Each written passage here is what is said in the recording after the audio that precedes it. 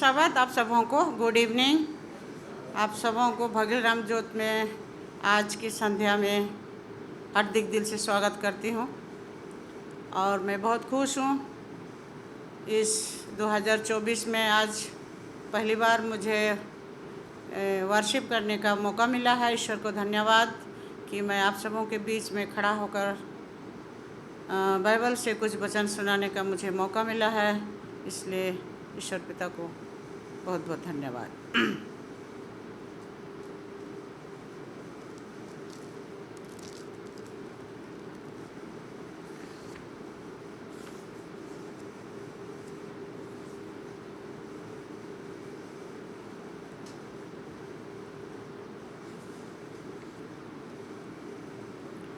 हम लोग इस सभा को शुरू करने के लिए गीत गाएंगे 4 नंबर का। कृपया खड़े हो जाएंगे।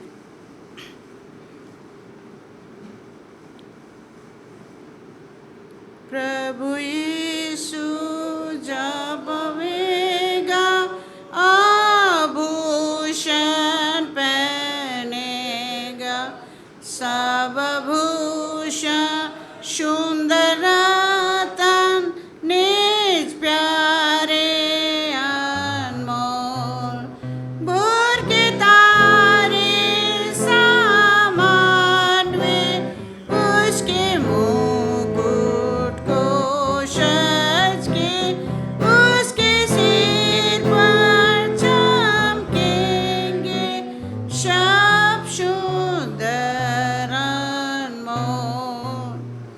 अपने राज के सब भूषण इकट्ठे करेगा, जो पवित्र जो चमकीले निज प्यारे अनमोल, भोर के तारे समान में उसके मुकुट को सज के, उसके सिर पर चमकेंगे सब सुंदर अनमोल। छोटे बालक जो उसको प्यार करते, ऐ आभूषण सुंदर तन निज प्यारे अनमोल, भोर के तारे समान में उसके मुकुट को सज के, उसके सिर पर चमकेंगे सब सुंदर अनमोल। हम लोग प्रार्थना करेंगे। हे ईश्वर शक्तिमान महान दीन दयालु पिता, तुझे फिर से धन्यवाद देते हैं प्रभु। पूरे सप्ताह भर तू हमारे साथ था, हमारी रक्षा रखवाली की, हर एक काम काज पर तू आशीष दिया प्रभु। आज इस तैयारी के दिन साबत संध्या के समय में हम तुझे इकट्ठे होकर तुझे याद करते हैं प्रभु। तेरे वचन के सुनने के लिए और तेरे महिमा करने के लिए हम यहाँ आए हैं प्रभु। जो भी हम बाइबल से पढ़ेंगे उसको अपने मन हृदय में रखने वाले बनने सके और उसके अनुसार चलने वाले बनने सके प्रभु। हमारे हर एक पाप गुनों को क्षमा कर। छोटी सी विनती यीशु मसीह के नाम से मांगते, सुन और ग्रहण कर, आमीन।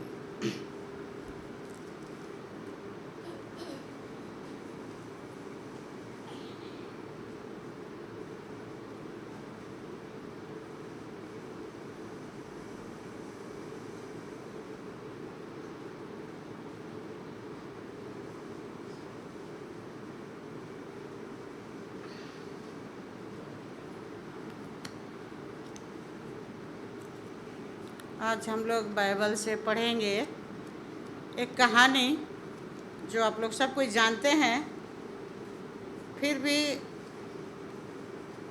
परमेश्वर का जो वचन है हम लोग जितना बार भी पढ़ते हैं, जितना बार भी सुनते हैं, फिर भी हमें नया लगता है, क्योंकि हम बचपन से सुनते आ रहे हैं, पढ़ते आ रहे हैं एक ही चीज़ को, फिर भी हमें नया नया महसूस होता है। हम आज याकूब को आशीर्वाद मिलना जो शीर्षक है उत्पत्ति 27 से मिलता है कि हम लोग ये कहानी को जानेंगे। ये कहानी बहुत अच्छा लगता है मुझे, जितना बार भी हम लोग पढ़ते हैं। तो यहाँ लिखता है याकूब का 27:1 से हम लोग पढ़ेंगे।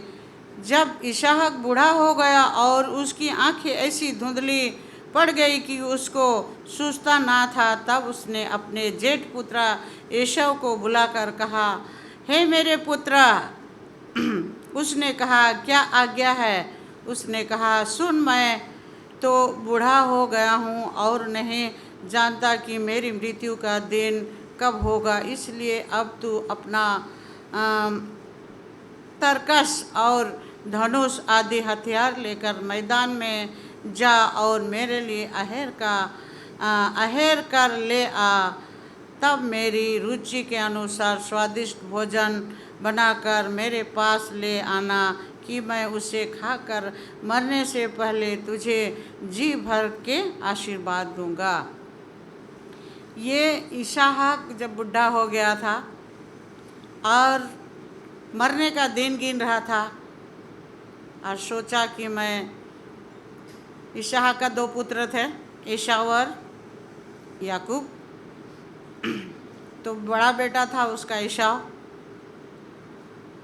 तो जब ये बात हो रही थी उसका पिताजी और उसका बेटे के बीच में, तो उसकी माँ ये बातों को सुन रही थी कि बाप बेटा के बीच में क्या बात हो रहा है। और जैसे ही उसने उसका पापा का बात सुन के वो धनुष और तीर धनुष लेके जंगल की ओर चला गया शिकार के लिए, ताकि शिकार करके लाए और उसके पिताजी को उसको खिलाए। तब एसाव अहेर करने को मैदान में गया। तब इसहाक एसाव से यह बात कह रहा था। तब रेबिका सुन रही थी। उसकी माँ रेबिका उस बात को घर के अंदर से सुन रही थी। इसलिए उसने अपने पुत्र याकूब से कहा, सुन, मैं तेरे पिता को तेरे भाई एसाव से यह कहते सुना कि तू मेरे लिए अहेर करके उसका स्वादिष्ट भोजन बना कि मैं उसे खाकर तुझे यहोवा के आगे मरने से पहले आशीर्वाद दूंगा। इसलिए अब हे मेरे पुत्र, मेरी सुन और यह आज्ञा मान कि बकरियों के पास जाकर बकरियों के 2 अच्छे अच्छे बच्चे ले आ और मैं तेरे लिए तेरे पिता के लिए उसकी रुचि के अनुसार उसके मांस का स्वादिष्ट भोजन बनाऊंगी। तब तू उसको अपने पिता के पास ले जाना कि वह उसे खाकर मरने से पहले वह आशीर्वाद दे।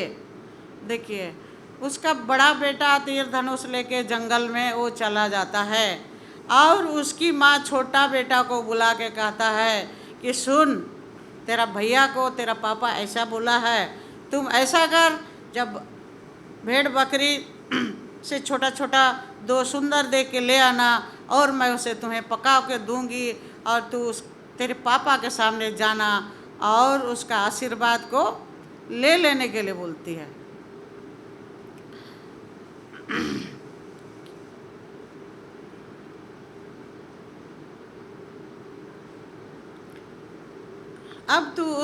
तब उसको अपने पिता के पास ले जाना कि वह उसे खाकर मरने से पहले तुझे आशीर्वाद दे। याकूब ने अपनी माता रेबिका से कहा, सुन, मेरा भाई एसाव तो रोवेदार पुरुष है, डर रहा है। मेरा भाई के शरीर में पूरा क्या है, बाल हैं।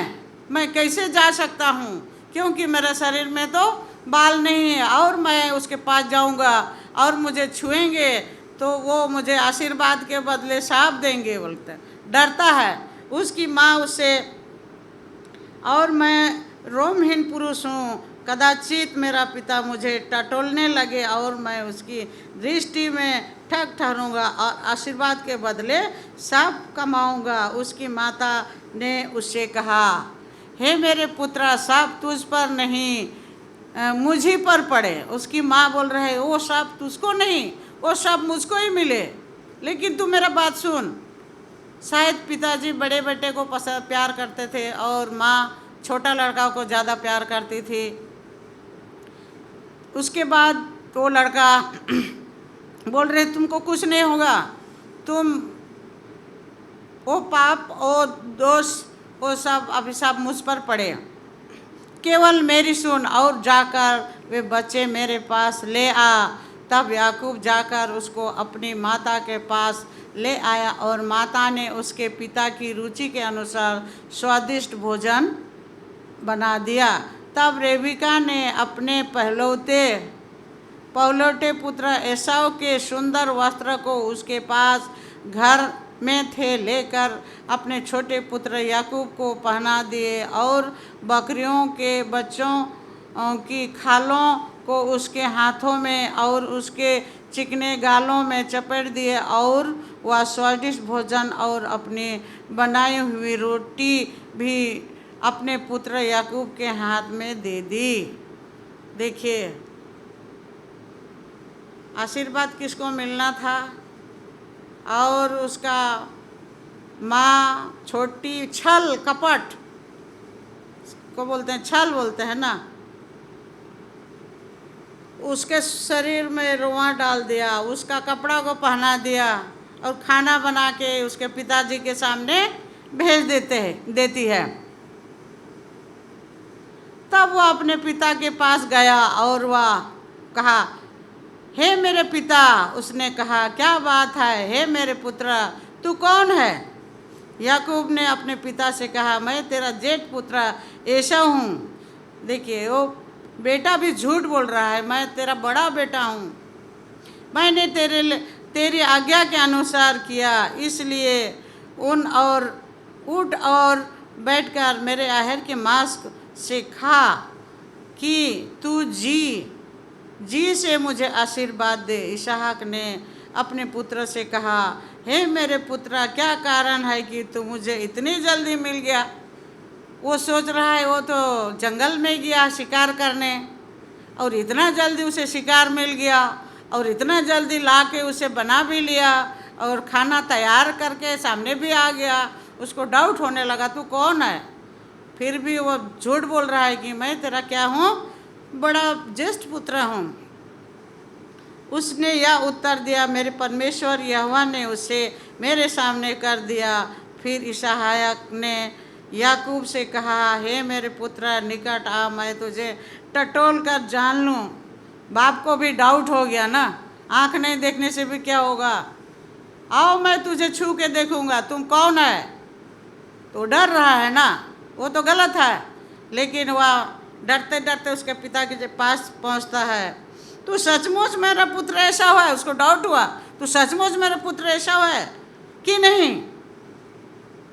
तब याकूब अपने पिता इसहाक के निकट गया और उसको टटोल कर बोला, तू तो याकूब सा है, याकूब सा लग रहा है।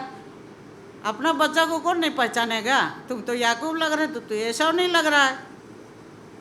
पर हाथ एसाव की कैसे जान पड़ते हैं, वो उसका शरीर में जो रुमाल लगाया हुआ था तो बोले, तो हाथ तो आप तेरा एसाव जैसा लग रहा है। और उसने उसको नहीं पहचाना क्योंकि उसके हाथ उसके भाई के रुए थे तथा उससे उसको आशीर्वाद दिया और उसने पूछा, क्या तू सचमुच मेरा पुत्र एसाव है? देखिए आखिरी दम तक वो उसको डाउट हो रहा है कि शायद ये मेरा बड़ा पुत्र नहीं है, लेकिन फिर भी वो बोला, क्या तू वही है? क्योंकि बड़ा बेटा को ज़्यादा प्यार करता था और आशीर्वाद उनको देना चाहता था। उसने कहा, हाँ मैं हूँ।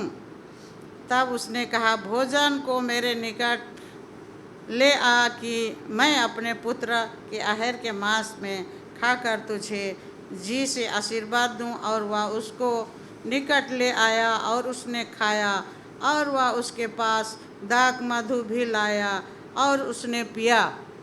तब उसने पिता इसहाक ने उससे कहा, हे मेरे पुत्र निकट आकर मुझे चूम। उसने निकट जाकर उसको चूमा और उसने उसके वस्त्रों का सुगंध पाकर उसको यह आशीर्वाद दिया, क्योंकि उसके शरीर में उसका बड़ा भाई का कपड़ा था, उसका सुगंध भी बड़े भाई का सा लग रहा था। देख मेरे पुत्र, की सुगंध जो ऐसे खेत की सी है जिस पर यहोवा ने आशीर्वाद दी हो। परमेश्वर तुझे आकाश से ओस और भूमि की उत्तम में से उपज और बहुत सा अनाज और नया दाख मधु दे। राज राज के लोग तेरे अधीन हो और तेरे देश के लोग तुझे दंडवत करे। तू अपने भाइयों का स्वामी हो और तेरी माता के पुत्र तुझे दंडवत करे। जो तुझे शाप दे वे आप ही शापित हो और मैं तुझे आशीर्वाद से वह आशीष पाए। कितना सारा आशीर्वाद उसने अपने बेटे को देते हैं। जैसे ही वो आशीर्वाद लेके बाहर निकलता है तभी उसका बड़ा भाई पूरा पसीना पसीना होके काम से का के एकदम हड़बड़ा के किचन में घुस के अपना जल्दी जल्दी तैयारी करके फिर खाना लेके जब उसके बाप के पास पहुंचता है, जैसे ही यह आशीर्वाद इसहाक याकूब को दे चुका और याकूब ने अपने पिता इसहाक के सामने से निकल ही रहा था कि एसाव अहेर लेकर आ पहुंचा, तब वह भी स्वादिष्ट भोजन बनाकर अपने पिता के पास ले आया और उसने कहा, हे मेरे पिता, उठ अपने पुत्र के आहिर का मांस खा ताकि मुझे जी से आशीर्वाद दे। उसने उसके पिता इसहाक ने पूछा, तू कौन है? तू कौन है? उसने कहा, मैं तेरा जेठ पुत्र एसाव हूँ। तब इसहाक ने अत्यंत थरथराकर कांपते हुए कहा, फिर वह कौन था जो आहेर के मांस पास ले आया और मेरे सारे आने से पहले सब में से सब कुछ खा लिया और उसको आशीर्वाद दे दिया? बोल रहा है, मैं तो वो सब खा लिया और सब आशीर्वाद उसको दे दिया। तब उसकी आशीष लगी भी रहेगी। अपने पिता की यह बात सुनते ही एसाव ने अत्यंत ऊंचे और दुखी भरे स्वर से चिल्लाकर अपने पिता से कहा, हे मेरे पिता, मुझको भी आशीर्वाद दे दे। उसने कहा, तेरा भाई मूर्खता से आया और मेरे आशीर्वाद को ले चला गया। तब कितना दुखी हुआ वो, कितना परिश्रम करके आया और उसका बाप का आशीर्वाद नहीं मिला। और उसने तब उसकी माँ सुन रही थी, उसका बड़ा बेटा आया है, तो चुपके से क्या करती है, उसका भाई को कपड़ा उपड़ा दे के उसको उसका मामा का घर भेज देती है और वह बहुत दुखी होता है।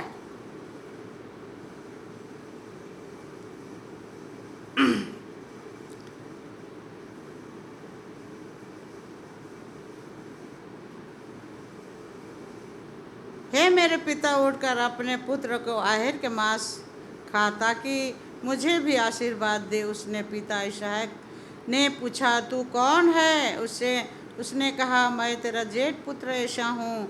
तब इसहाक ने अत्यंत थरथरा काँपते हुए कहा, फिर वह कौन था जो आहेर करके मेरे पास ले आया था और मैंने तेरे आने से पहले सब में से कुछ खा लिया और उसको आशीर्वाद दिया? अब उसको आशीर्वाद लगी भी रहेगी। अपने पिता की यह बात सुनते ही एसाव अत्यंत ऊंचे और स्वर और दुखी भरे स्वर से चिल्लाकर अपने पिता से कहा, हे मेरे पिता, मुझको भी आशीर्वाद दे दे। उसने कहा, तेरा भाई धूर्तता से आया और मेरे आशीर्वाद को लेकर चला गया। कितना दुखी हुआ बड़ा भाई। और उसकी माँ साजिश करके बड़ा भाई का आशीर्वाद को छोटा भाई को दिला दी। कोई छोटे बेटा से प्यार करता है तो कोई बड़ा बेटा से प्यार करता है। ऐसे ही होता है हम लोग का जीवन में भी।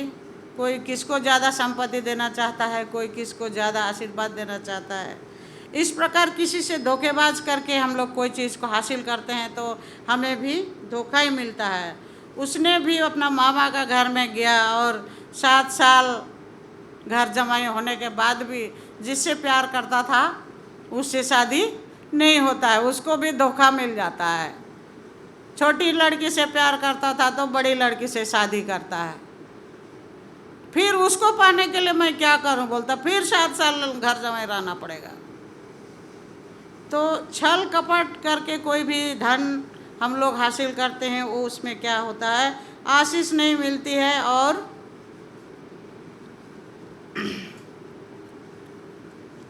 एसाव याकूब का कहानी बहुत अच्छा लगता है, छोटे समय से सुनते थे ये कहानी को स्कूल में जब पढ़ते थे। तो फिर हम एक वचन पढ़ेंगे जो भजन संहिता में मिलता है। भजन संहिता 128। क्या ही धन्य है हर एक जो यहोवा का भय मानता है और उसके मार्गों पर चलता है।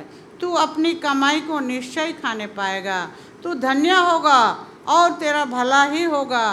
तेरे घर के भीतर तेरी स्त्री फलवंत दगलता सी होगी, तेरी मेज के चारों ओर और तेरे बालक जलपाई के पौधे से होंगे। सुन, जो पुरुष यहोवा का भय मानता है वह ऐसा ही आशीष पाएगा।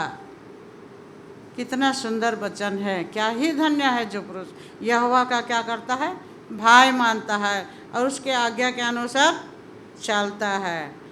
तो उसके बच्चे, तेरी बीवी, तेरी बच्चे क्या होंगे, फलवंत होंगे और जो भी कमाया है वो धन को खा पाएगा।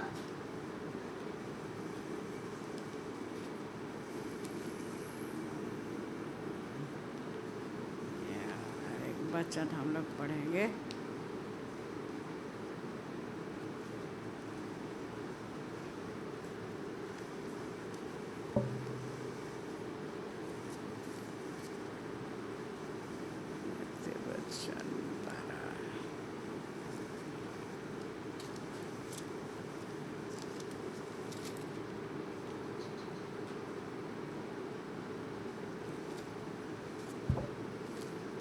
यहाँ हम लोग नीति वचन 12 का 4 में पढ़ते हैं। भली स्त्री अपने पति का मुकुट है, परंतु जो लज्जा के काम करती है वह मानो उसकी हड्डियों के सड़ने का कारण हो सकती है। बोलता है भली स्त्री जो अच्छी औरत है वो अपना परिवार को कैसे चलाती है और उसका पति उससे ऊपर क्या करता है, गर्व करता है, उसका मुकुट के समान होता है।